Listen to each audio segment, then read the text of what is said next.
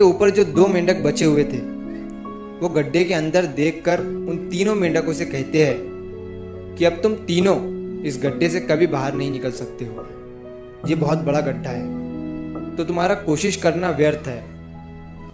ये सुनने के बाद उन तीनों मेंढकों में से एक मेंढक को लगता है कि ये सही बोल रहे हैं, ये गड्ढा बहुत बड़ा है और अब हम इसमें से कभी नहीं निकल सकते हैं।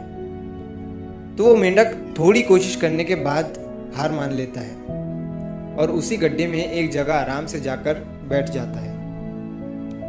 अब बाकी जो दो मेंढक थे वो अभी भी ऊपर चढ़ने की कोशिश कर रहे थे। अब उन दोनों को देखकर ऊपर वाले मेंढक फिर से उन्हें ये कहते हैं कि तुम जो कोशिश कर रहे हो वो बेकार है, तुम इस गड्ढे से कभी बाहर नहीं निकल सकते हो और अब तुम्हें अपनी सारी जिंदगी इसी गड्ढे में गुजारनी पड़ेगी।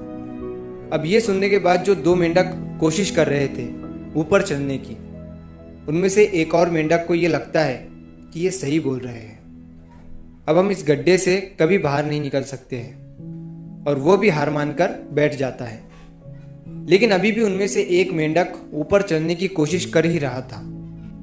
ऊपर वाले दो मेंढक उसे भी कहते हैं कि क्या तुम्हें सुनाई नहीं दे रहा है, उन दोनों ने हार मान लिया है और तुम अभी भी ये सोच रहे हो कि तुम इस बड़े से गड्ढे से बाहर निकल सकते हो।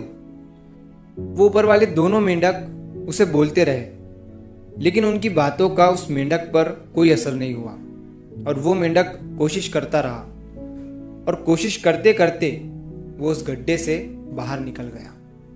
अब उसे वो सारे मेंढक देख रहे थे कि ये बाहर कैसे निकल गया। मैं आपको बताता हूँ कि वो मेंढक बाहर कैसे निकला। वो मेंढक इस बड़े गड्ढे से इसीलिए बाहर निकला क्योंकि वो मेंढक बहरा था, उसे कुछ सुनाई नहीं देता था। तो इस कहानी से हमें ये सीख मिलती है कि जब हम जिंदगी में कुछ अच्छा करते हैं तो बहुत लोग आते हैं हमें रोकने के लिए, तरह तरह की बातें करते हैं, लेकिन अगर आपको अपने काम में कामयाबी हासिल करनी है तो बहरे बन जाओ। उनकी बातों का अपने ऊपर कोई असर ही मत होने दो, क्योंकि सबसे बड़ा रोग क्या कहेंगे लोग। लोग तब भी कहते हैं जब आप कुछ नहीं करते हो और तब भी कहते हैं जब आप कुछ करते हो। तो चाहे आप कुछ करो या ना करो, लोगों का काम है कहना और वो तो कहेंगे ही। तो अगर आप इस कहानी को और भी लोगों तक पहुंचाना चाहते हो तो इस वीडियो को लाइक करो ताकि YouTube इस वीडियो को और भी लोगों तक पहुंचाए। और अगर कहानी अच्छी लगी हो तो हमारे चैनल को सब्सक्राइब जरूर करिए।